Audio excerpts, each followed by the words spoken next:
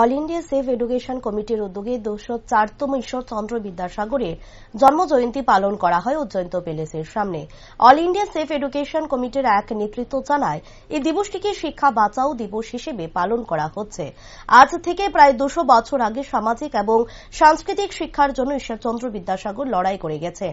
আজ 200 বছর পার এসেও তা অনেকেই মানছে না। এত বছর পরে এসেও শিক্ষার ক্ষেত্রে এগুলো অনুপস্থিত। এত বছর আগে বিদ্যাসাগর যে শিক্ষানীতি চালু করেছিলেন, এই শিক্ষা এখন ধ্বংসের দিকে নিয়ে যাচ্ছে বর্তমান সরকার। নয়া শিক্ষানীতির ফলে শিক্ষাকে আমূল ধ্বংসের দিকে ঠেলে দিচ্ছে বলে ব্যক্ত করেন তিনি। ভারতবর্ষের নবজাগরণের অন্যতম পথিকৃৎ ঈশ্বরচন্দ্র বিদ্যাসাগরের আজ 204তম জন্মদিবস। All India save education committee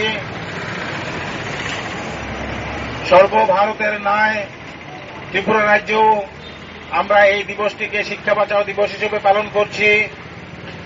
কেননা আজ থেকে 200 বছর বা ওই সময়ে ভারতবর্ষের যে শিক্ষার ক্ষেত্রে যে অবস্থা ছিল এবং সাংস্কৃতিক এবং সামাজিক ক্ষেত্রে যে অন্ধকারাচ্ছন্ন দিনগুলি ছিল, বিদ্যাসাগর সেই সময়ে এইগুলি মুক্ত করার জন্য যে লড়াই আন্দোলন করেছিলেন, নারী শিক্ষা থেকে শুরু করে বৈজ্ঞানিক শিক্ষা এবং সর্বজনীন শিক্ষার জন্য বিনামূল্যে সর্বজনীন শিক্ষার জন্য যে লড়াই করেছিলেন, আজ 204 বছর পরেও আজ এগুলি আমরা আমাদের দেশের ছাত্র সমাজ পাচ্ছে না।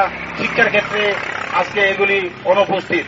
তাই আজকে এত বছর আগে বিদ্যাসাগর যে শিক্ষার জন্য লড়াই করেছিলেন, আজকে এই শিক্ষা ধ্বংসের দিকে নিয়ে যাচ্ছে আমাদের দেশের সরকারগুলি। এই যে সম্প্রতি আমাদের দেশের সরকার যে নয়া জাতীয় শিক্ষানীতি 2020 নিয়ে এসেছে, তাতে শিক্ষাকে আমূল ধ্বংস করে দেবে।